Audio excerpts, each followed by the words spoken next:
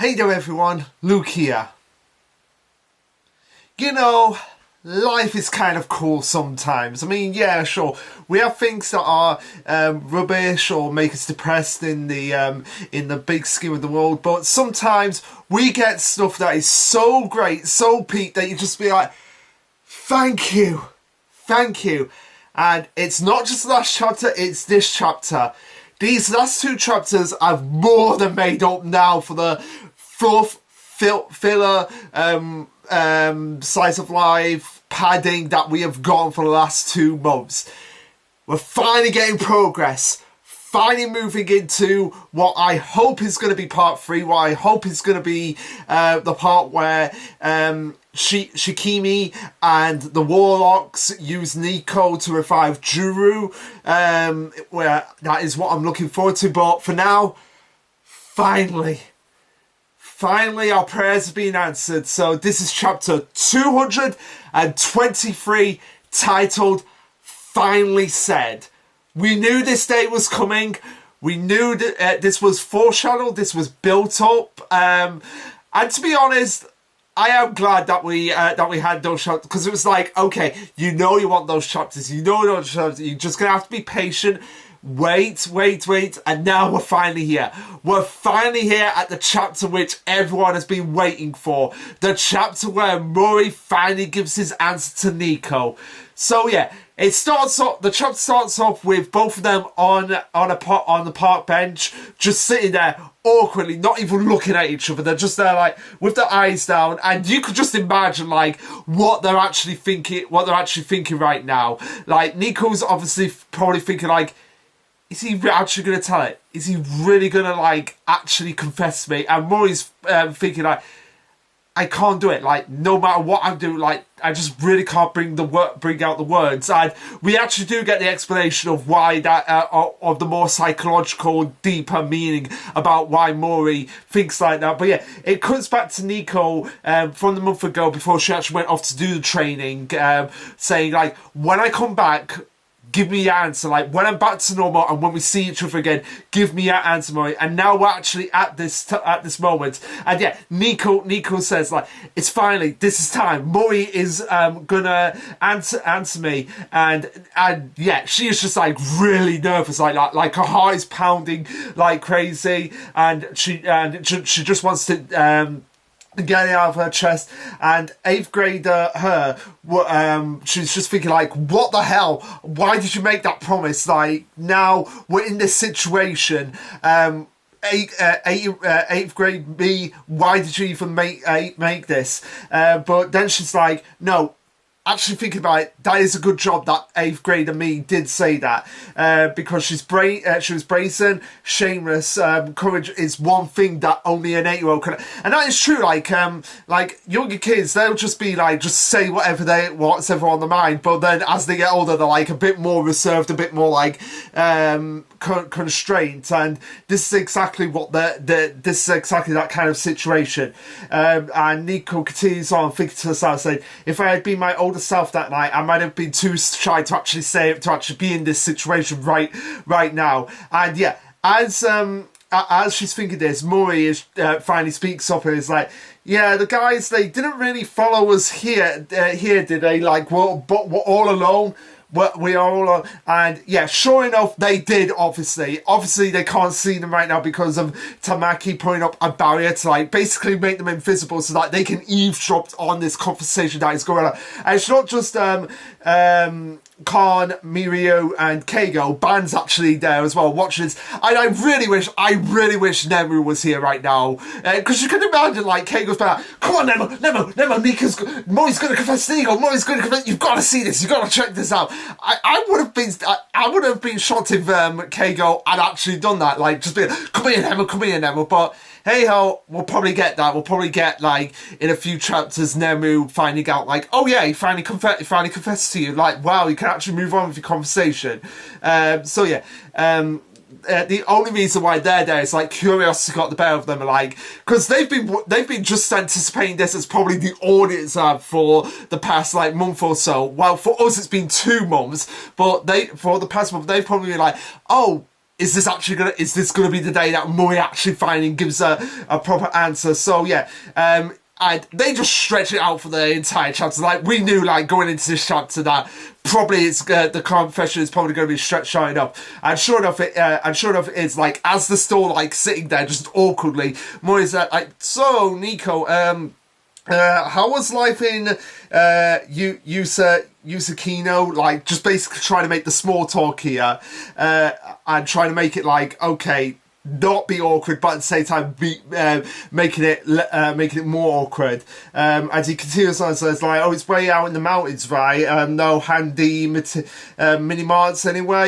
Did you get a sudden craving for gummy?" Like, just basically trying to be like, "Yeah, I want to say this, but at the same time I don't want to say this." So this is kind of like a bit awkward between us. And yeah, Nico's just there like, "Murray, stop it. We don't need the small talk right now, because we both know that why we're actually here right now." And Murray's like, yeah. You want my answer to your confession, Nico? And she says, yeah. Even though it was my 8th grade self who confessed that night, it doesn't honestly feel like something I did, because I wasn't me. Like, I mean, it was me, but it wasn't like me like how I am right now. But at the same time, my feelings are still the same as hers. Like, my feelings for you have never gone away. I've always loved you, and I am always gonna love you. So I really want to know, like, what your answer is too. And this is where Murray actually starts to give the confession out to her by saying, like, yeah, I'm kind of in the same situation, Nico. Ever since the ending of part 1, he's always felt this. Like, when they went up to the mountains that day, before all the crap that went on in Day of Disaster went down, Murray was like, "You told me how you felt, and I wanted to reciprocate, but then we both, like, everything went to shit. Like, we had those big battles happen. I nearly lost my life. You had to sacrifice yourself. You had to give up everything to basically bring me back to life." So yeah, he's kind of been in that situation of like, yeah, now is not the right time to go through this. We need to get this thing sorted, and now that we have got it sorted, we can finally get back to what was going to be happening on that day. So yeah, continuing on, we get the gorgeous shot of like when Nico basically put her life on the line, all the butterflies just scattering out from the ending of Day of Disaster, as Murray continues on and says, "Oh, because of what happened, and because we were so distracted by romance, everything went to crap, and it was only because of the fact that we were letting romance distract us." And Nico tries to protest, but Murray keeps going on by saying, "It's no one's fault, I'm not blaming everyone," but at the same time, it still happened because we were putting our own feelings at the forefront, and that day affected us in ways that just won't fade. Like, and that's true. Like, that's gonna be ingrained on them for the rest of their life. Like, Murray nearly dying, Nico sacrificing herself. That's going to be ingrained on both of them for the rest of their lives. It's just something that, at this point, it's just something they're gonna have to live with. Like, it's never gonna go away. It's just one of those things that is gonna happen. And he continues on by saying, if safety is gonna be a number one priority, then romance is an obstacle to avoid. Like, I can see it both ways, but at the same time, like, if you are romantically involved with someone, surely that would give you more of a drive to protect them and to ensure their safety as much as possible.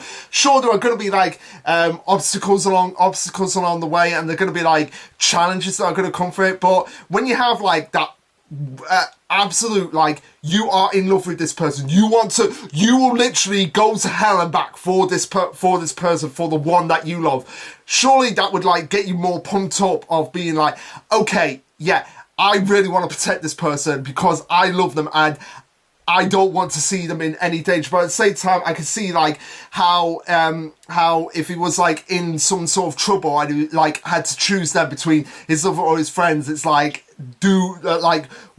what position do you put yourself in? Now, obviously, it was second for Dr. Stone, you figure out a way to save everyone, but that's besides the point. I can see it both ways of Murray being like, I don't want a romance to be like involved because that'll just distract and have me pulling my punches. But at the same time, I can see Nico saying things like, when you have someone you love, you want to protect them no matter what. And Nico even goes on and says, no, it'll be okay. Even if you're in danger, I'll protect you. I'll protect you again. I will do whatever I want to protect you. And Murray says, yeah, that's the problem. It's not myself I'm worried about. What scares me is putting yourself in danger just to help me. So yeah, I can see, I do really like this conversation that they're going for here, because we as the audience can see it from both angles. We can see it from Murray's side, but we can also see it from Nico's side. And I get the feeling that Nico is trying to say to Murray, like, I don't want to just be this damsel in distress princess. Like,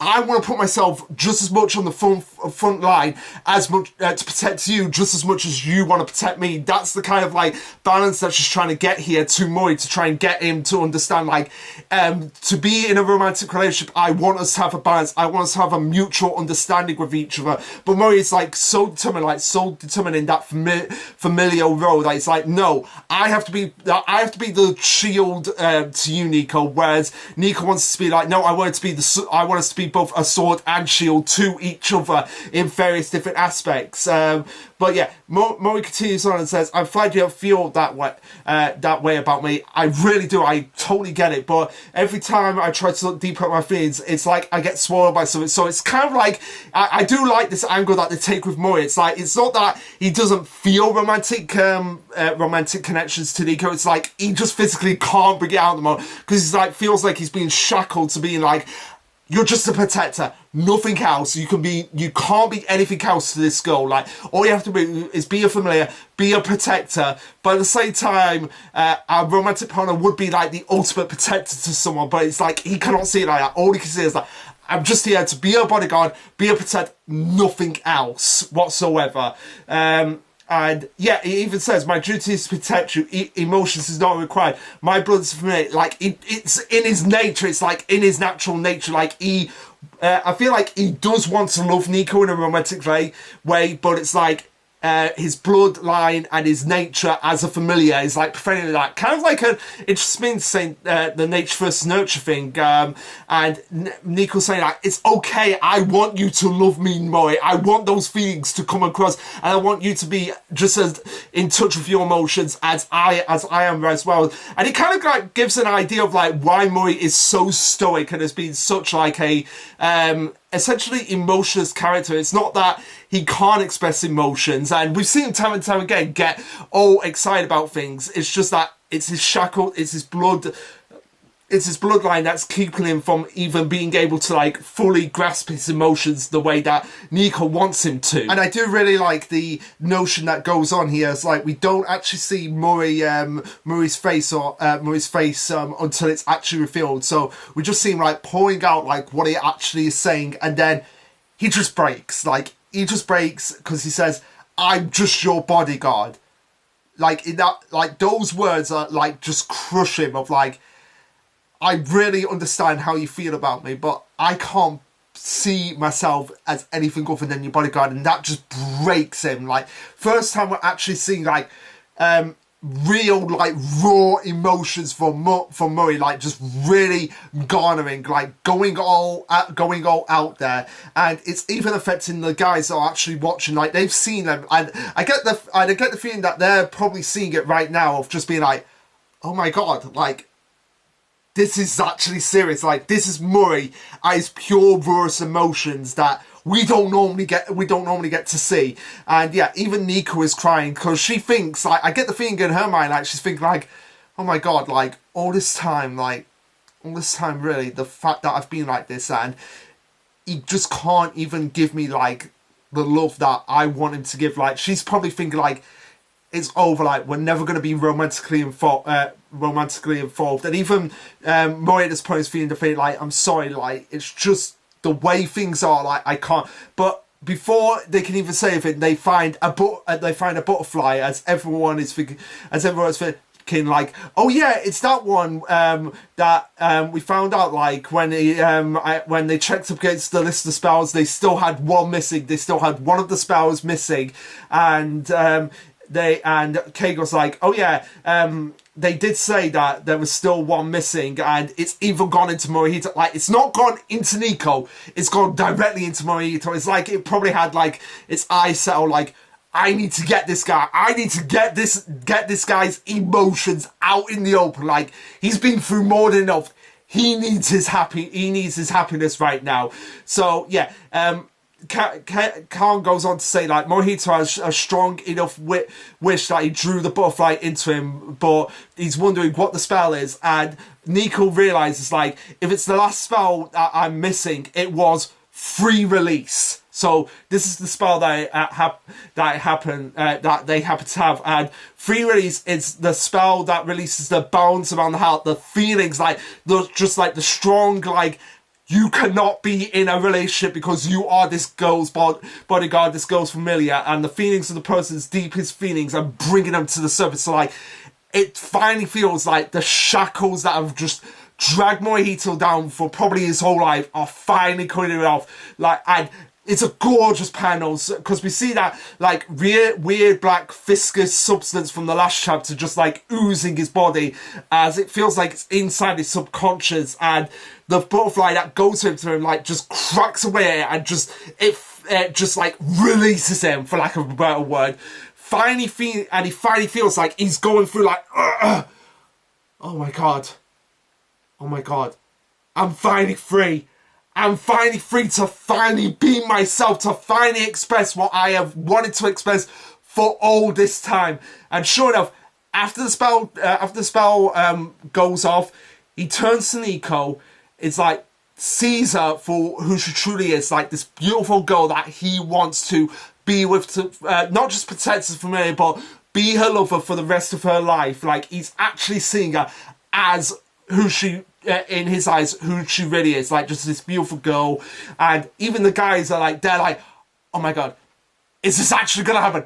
Is he actually gonna say it? Is he actually gonna say it? And sure enough, he says, like, just, Nico, I love you. Just feels so good for Mori to actually say those words and truly mean, like, no BS, no other spells, no crazy antics, no, just pure sit down and be like, you are finally free to be yourself, to be the man that you can be, this man, to protect this girl, not just as familiar, but romantically. And it just feels like an entire weight has just been lifted off, not just Morihito's shoulders, but also Nico's shoulders, also the audience shoulders, because it's just been like, how long is this guy going to be dense enough that he's not going to confess to this girl? Finally, the confession is out, and it just feels so glorious, and everyone is just there like, oh my god, he actually said it. It actually came out. Like, this is like a peak moment for the series, like the pinnacle of part 2. One of the best moments in the series, just this final confession that's coming out with Morihito, and this is where he just, like, lets loose of, like, everything he's probably been wanting to say ever since they've been kids. He says, I have for years, I've loved you for years, ever since we were kids. I didn't want that summer festival to end where we were actually happy with each other. We had our actual happy date. And the day I kissed your cheek, I was so worked over it that I couldn't sleep that night. Then when we went on our jam-packed dates, I totally went overboard, dragging you all over and being a real pain. But I still had fun. And you could just see, like, just the light on his face just coming through right now on his face, but also, like, the tears, and not tears of sadness, just tears of joy. It's like, finally, he has no shackles on him whatsoever. As he says, I still have fun. You understand me better than everyone, and I love you for that. I want to be with you always. I finally said it, Nico. I finally said it. I love you. As he hugs her, and Nico just is completely shell-shocked, doesn't know what to say, but just, like, as they embrace each other, they fully embrace each other, as we get a beautiful shot of just I assume what is cherry blossoms, like just the cherry blossoms flowing around them as they hug each other on the bench, and that's where the chapter ends. So, oh boy, well done, Morihito, you did something that a lot of romance series don't do until the end of the series, where they finally confess to the love that they are so obviously gonna be with. It just feels so good to see that. But you know what this means? Sure enough, sooner or later, the bad guys are going to get Nico, and that is going to crush Morihito. Yeah, that is something that's going to happen now. Now that the confession is out, I feel like we're going to have a few moments where they're... and I feel like Pijamas is going to be happy with this, because now we can actually get some moments of them actually officially being a couple before shit hits the fan with part 3, where the bad guys, where the Warlocks, Shikimi, and everyone just, like, kidnaps Nico, makes a Juru, which is going to be, like, really... mind screw for Mori, whereas like he'll probably have to go up against Nico being an antagonist of the series. I wouldn't be surprised if that's where we're heading for here. The fact that we got the confession at this point doesn't feel like the series is ending anytime soon. I feel like it's either Morihito's going to be the one to become an antagonist, but I feel like because Michiyo Sakura did that, it'll make more sense that Nico becomes the antagonist that they have to stop, but which is going to be really hard for Morihito because he'll be pulling his punches because it's his lover. It's the love of his life that he's probably going to have to go up against. But for now, we can rejoice that the confession has actually happened. And yeah, like I said, the last 2 chapters just being like so good, so worth the wait through all those fluff chapters. And yeah, finally the plot is moving forward. But anyway guys, what did you think of this chapter? Let me know, like, subscribe, comment, all that jazz. And this will be Lashaluk signing off. Later guys.